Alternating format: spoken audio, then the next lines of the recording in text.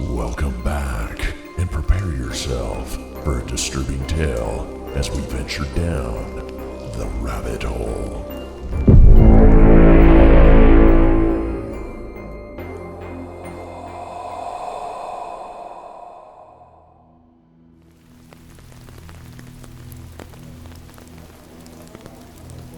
"Keep loading up those fries. It's a madhouse tonight," shouted Mr. Rickford, the owner of Ricky's Diner. The neon lights outside flickered, casting eerie shadows on the pavement, almost as if the diner itself was a living thing.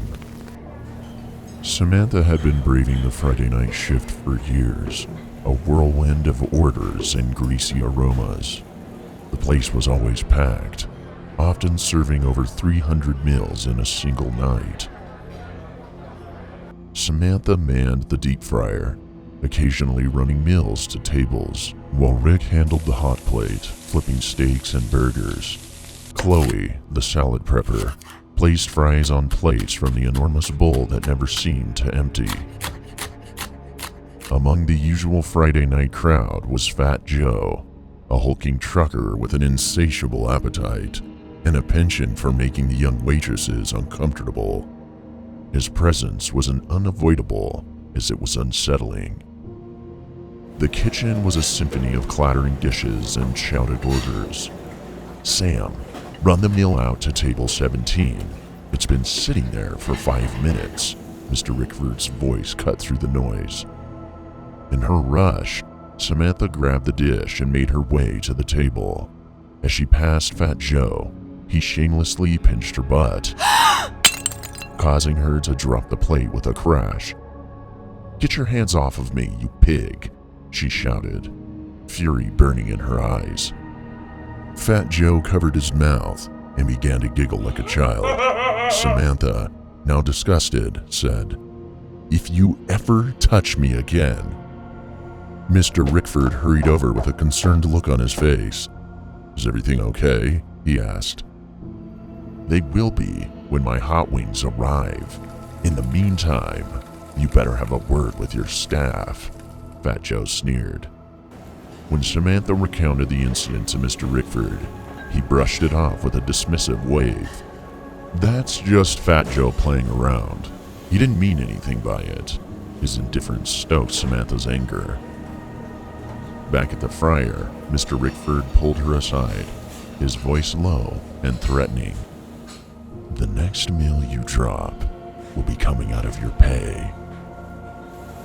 Chloe draped an arm over Samantha's shoulder. "Don't worry, I saw the whole thing and would totally back you up in a court of law." "Thanks, Chloe. We're better than this place," Samantha replied, her resolve hardening. "How could Mr. Rickford defend that animal? He's felt up several of the girls here," Samantha asked in frustration. "Most likely because Fat Joe's meal alone could cover our wages," Chloe joked. "You're not wrong there," chuckled Samantha. An hour later, as the chaos began to subside, Samantha noticed something strange while emptying her fryer. Among the fries was an odd, slightly bent piece with a weird end. Curiously, she picked and peeled away at it, revealing a sharp white fragment that looked unnervingly familiar. She gasped as she uncovered a human finger, its nail painted red. Terrified, she dropped the finger on the floor and ran outside to Mr. Rickford, who was on a cigarette break. "I found a finger in the fryer," she blurted out. Mr. Rickford chuckled. "Good one, Sam. Haven't heard that before." "I'm serious," said Samantha.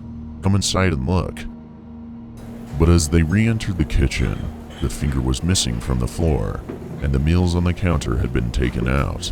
Samantha scanned the diner, her heart pounding. Her eyes fell on a young family enjoying their meal, a friendly old couple who came in regularly, and finally on Fat Joe, who was shoveling fries into his mouth. Joe looked up from his massive half-eaten plate of hot wings and began to choke, pounding his chest before catching Samantha's eye. It was a horrible sight. Fat Joe smirking with a strip of greasy chicken skin dangling from the corner of his mouth. Chloe re-entered the kitchen. That makes dish 317. I think I've earned a break, Ricky, she called out proudly. Did you see any weird fries, Chloe?